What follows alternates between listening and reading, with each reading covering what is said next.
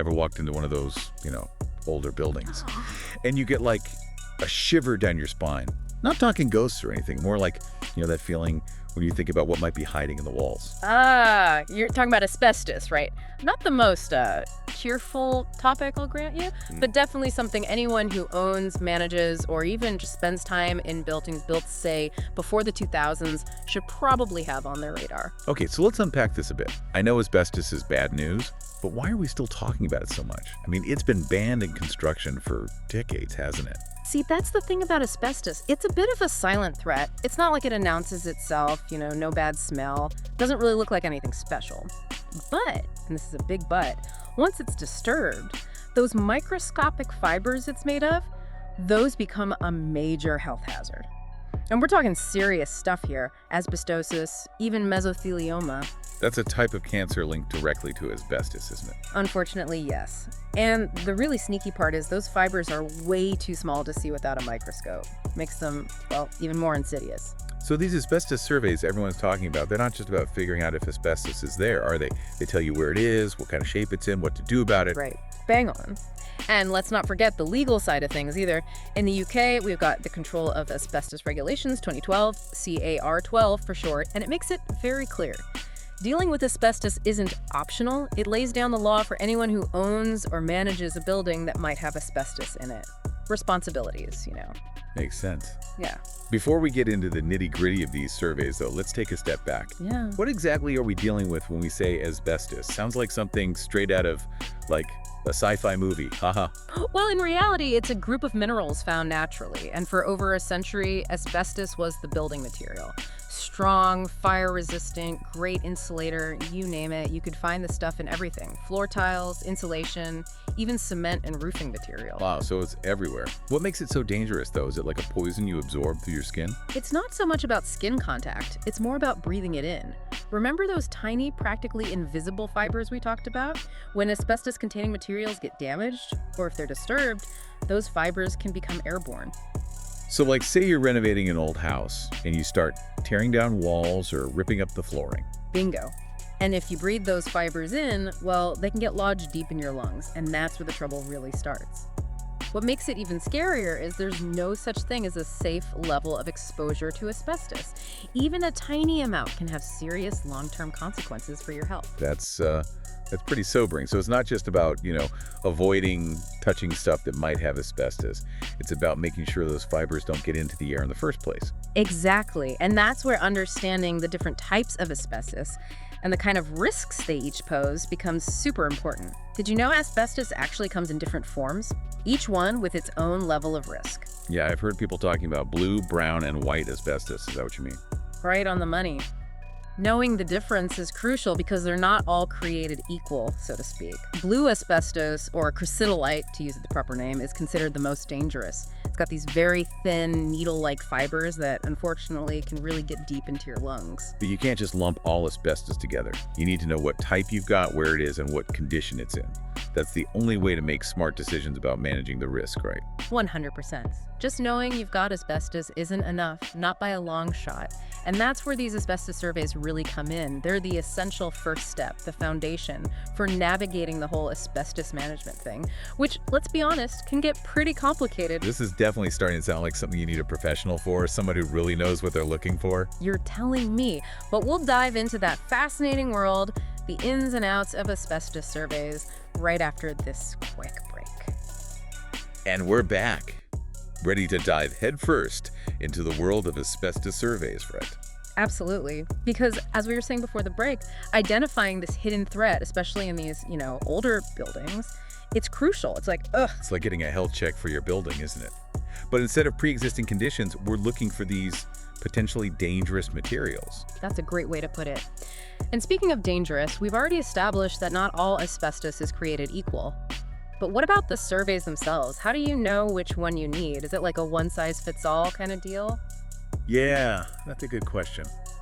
I'm assuming it's not, right? You assume correctly. It's more like, choosing the right tool for the job. In the UK, we've mainly got two types, management surveys, and then there's refurbishment or demolition surveys. Each one has a very specific purpose. Okay, so walk me through it. When would you go for a management survey? Think of a management survey as a routine checkup. Like, if your building was a person, this would be their annual physical. It's actually a legal requirement here in the UK. Any non-domestic building, offices, shops, factories built before the year 2000, they need one of these. So it's all about getting a baseline understanding, like where's the asbestos, what condition is it in, just to make sure anyone using the building day to day is safe. Exactly. It's about being proactive, managing any potential risks from asbestos during those normal everyday activities in the building. The surveyor, they'll identify any materials that might contain asbestos, check their condition, and then advise on any precautions you need to take for regular maintenance or minor work. Okay, makes sense.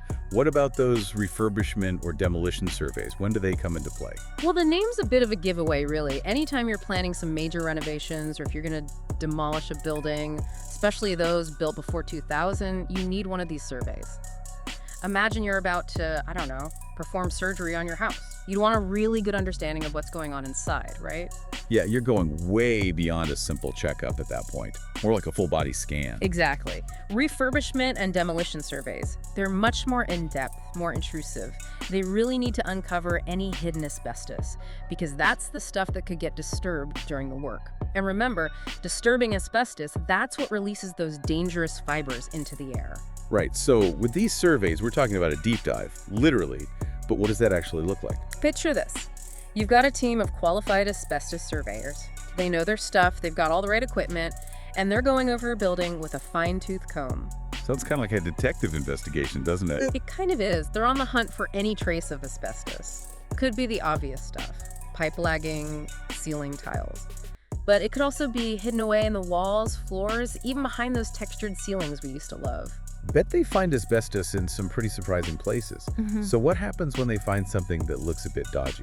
That's where the real detective work begins. They'll take samples very carefully of anything that might be asbestos, and they follow strict safety protocols because obviously we don't want to release any fibers. So it's not as easy as just pointing at something and going, yep, that's asbestos. Not a chance. To identify asbestos properly, you need to get those samples analyzed in a lab. And not just any lab, it has to be a UK's accredited lab. That means they meet the highest standards for asbestos testing. UK's accreditation, right? Rings a bell. Can you remind us what that actually means? Basically, it's all about making sure the lab is competent and reliable. They have to comply with this thing called ISO 19020 for the surveying part that sets the standards for how surveys are done. And then for analysis, it's ISO 19025, so the lab is definitely capable of identifying asbestos accurately.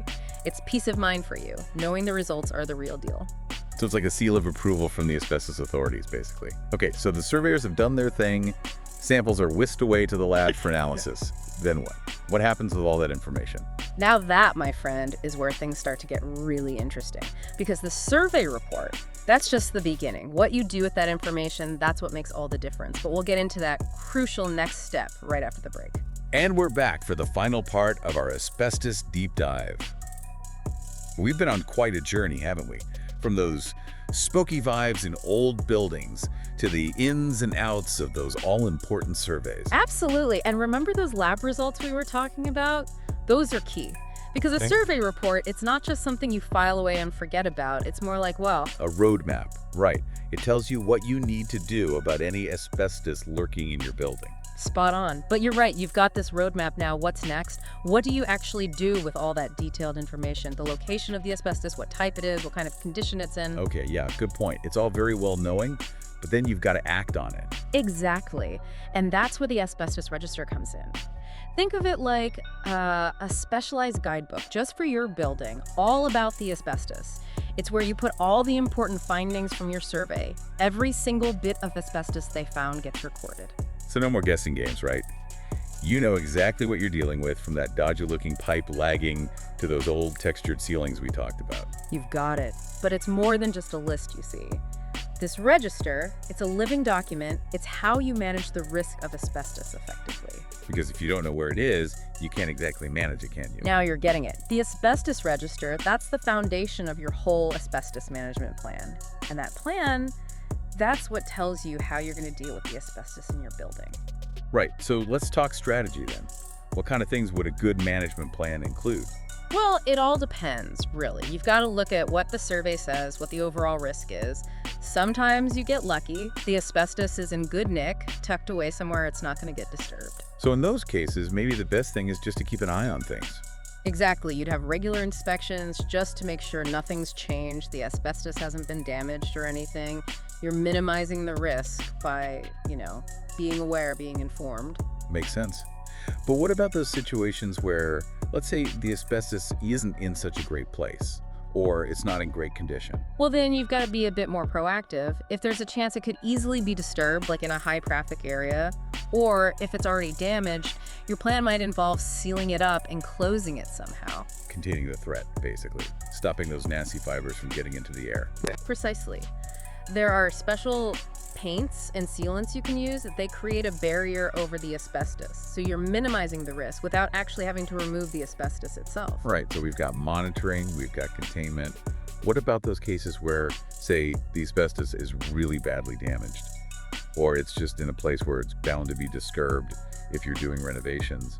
Is removal the only option then? You're asking all the right questions. And yeah, sometimes removal is the only way, but it's not something you want to tackle yourself. Asbestos removal, it's a whole big thing, very tightly controlled, and for good reason. This is where you call in the professionals, right? 100%. You need a licensed contractor, someone with experience who knows exactly what they're doing. They've got the right equipment, they know how to handle asbestos safely, and how to dispose of it properly. Remember those stats we talked about earlier about asbestos-related illnesses? Well, this is how you prevent them, by making sure the job is done right, that everyone's safe. This has been honestly eye-opening, so much to think about. But if our listeners take away just one thing from this whole deep dive, what would you say it should be? Knowledge is power, my friend, especially when it comes to asbestos.